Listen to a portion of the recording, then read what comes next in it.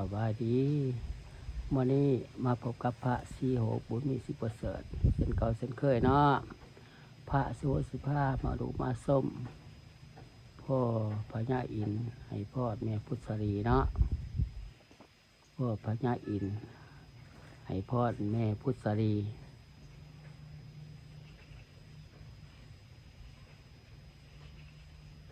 ฝากติดตามช่องยูทูบของพระสีโหกบุญมีสิประเสริฐเด้อ FC ดาวไทยและต่างประเทศขอให้เขาดูเข้าชมช่องยูทูบของพระสีโหบุญมีสิประเสริฐในเด้อกดไลค์กดแชร์เนาะกดติดตามในเด้อเป็นกำลังใจให้พระสีโหบุญมีสิประเสริฐเนาะ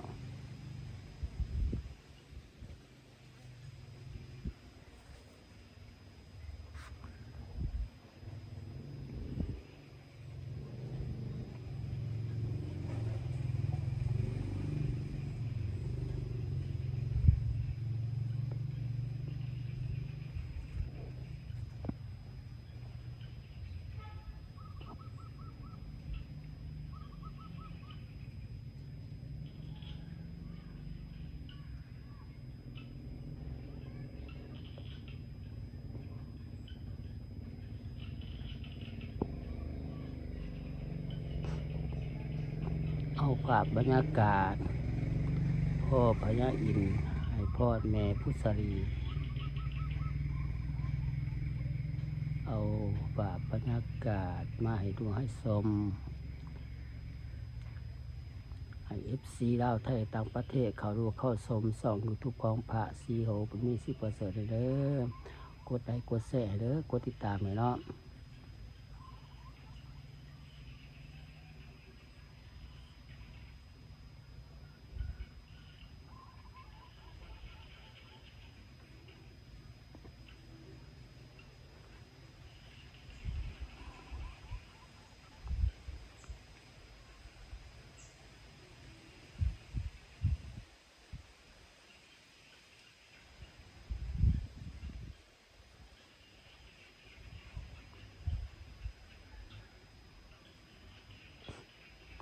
เอาภาพบรรยากาศก็พญาอินให้พ่อแม่พุทธรีเนาะไหลเอามาให้ดูให้ชมให้ FC เล่าวไทยแต่ต่างประเทศเขาดูเข้าชมส่องยูทูบของพระสีโหบุญมีสิประเสริฐให้เด้อกดไลค์กดแชร์เนาะกดติดตามให้เด้อเป็นกำลังใจให้พระสีโหบุญมีสิประเสริฐให้เนาะ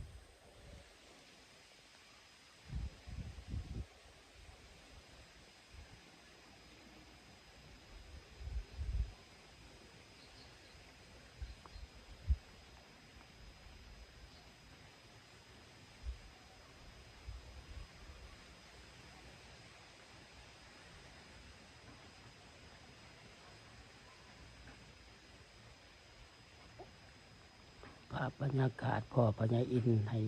พ่อแม่พุทธรีไหลเอามาให้รู้ให้ชมให้FCลาวไทยและต่างประเทศเขาดูเข้าชมช่องทุกๆของพระศรีโอ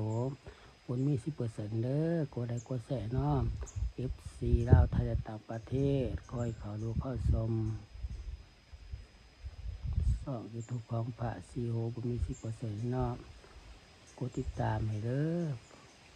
คลิปนี้กับพระสุโขทัยไปก่อนบ๊ายบาย